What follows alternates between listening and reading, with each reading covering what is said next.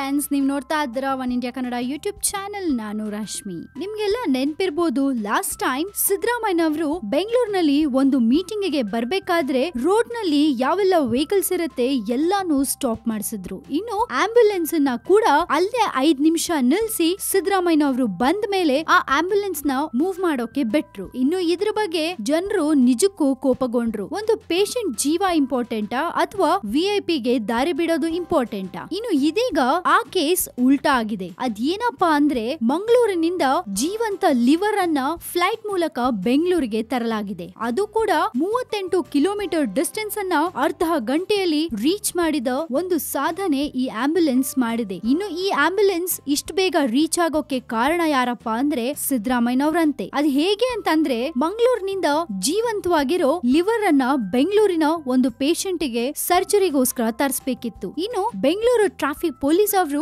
Ambulance green corridor ಅನ್ನೋ ಹೆಸರಿಂದ ambulance ಈಸಿಯಾಗಿ ಮೂವ್ ಮಾಡೋಕೆ ಅವಕಾಶ ಮಾಡಿಕೊಟ್ಟಿದೆ. ಇನ್ನು ನಮ್ಮ ಬೆಂಗಳೂರು ಟ್ರಾಫಿಕ್ ಪೊಲೀಸ್ 4ನೇ ಬಾರಿಗೆ ಇಂತ ಒಂದು ಒಳ್ಳೆ ಕೆಲಸವನ್ನ ಮಾಡಿದೆ. ಇನ್ನು ಜೀವಂತವಾಗಿರೋ ಆರ್ಗನ್ಸ್ ಅನ್ನ ಎಲ್ಲಿಂದನಾದ್ರೂ ತರಿಸ್ಕೋಬೇಕು ಅಂದ್ರೆ ಖಂಡಿತ ಈ ಬೆಂಗಳೂರು ಟ್ರಾಫಿಕ್ ಅಲ್ಲಿ ಸಾಧ್ಯನೇ ಇಲ್ಲ. ಬಟ್ ನಮ್ಮ Bengaluru traffic police signal free corridor ಅಂತ ಮಾಡಿ ಟ್ರಾಫಿಕ್ ಎಲ್ಲ ಕ್ಲಿಯರ್ ಮಾಡಿ ಆರಾಮಾಗಿ ಮನುಷ್ಯನ ಆರ್ಗನ್ಸ್ ಅನ್ನ ಟೈಮಿಗೆ ಕರೆಕ್ಟ್ ಆಗಿ ರೀಚ್ ಆಗೋಂಗೆ ಮಾಡುತ್ತೆ. ಇನ್ನು ಇದ್ರ ಬಗ್ಗೆ ಸಿಎಂ ಸಿದ್ದರಾಮಯ್ಯ ಅವರು ಹೇಳ್ಕೊಂಡಿದ್ದೇನ್ ಗೊತ್ತಾ? ಅದನ್ನ ಕೇಳಿದ್ರೆ ನೀವು ಶಾಕ್ ಆಗ್ತೀರಾ. ಸಿದ್ದರಾಮಯ್ಯ ಅವರು ಹೇಳ್ತಾರೆ, ಇದು ನನ್ನ ಇನ್ಸ್ಟ್ರಕ್ಷನ್ಸ್ ಇಂದಾನೆ ಆಗಿರೋದು. ಬೆಂಗಳೂರು ಟ್ರಾಫಿಕ್ ಪೊಲೀಸರಿಗೆ ನಾನೇ ಹೇಳಿದ್ದು ಆಂಬ್ಯುಲೆನ್ಸ್ ಗೆ ಫ್ರೀ ಮೂವ್ಮೆಂಟ್ ಮಾಡ್ಕೊಡಿ ಅಂತ. ಹಾಗಾಗಿ ಆ ಜೀವಂತ ಲಿವರ್ ಟೈಮಿಗೆ ಕರೆಕ್ಟ್ ಆಗಿ ರೀಚ್ ಆಗೋ ಹಾಗೆ ಆಯ್ತು ಅಂತ ಸಿದ್ದರಾಮಯ್ಯ ಅವರು ಹೇಳ್ಕೋತಾರೆ. ಅರೆ, ಅದ್ರಲ್ಲೇನಿದೆ ಸ್ಪೆಷಲ್? ಮುಖ್ಯಮಂತ್ರಿಗಳಾಗಿ ಜನರ ಬಗ್ಗೆ ಇಷ್ಟು ಕಾಳಜಿ ಇರ್ಲೇಬೇಕಲ್ವಾ? ಅದ್ರಲ್ಲಿ ಹೇಳ್ಕೊಳ್ಳುವಂತದ್ದು ಏನಿದೆ ಅಂತ ನನಗಂತೂ ಗೊತ್ತಾಗ್ತಾ ಇಲ್ಲ. ಮುಖ್ಯಮಂತ್ರಿಗಳಾಗಿ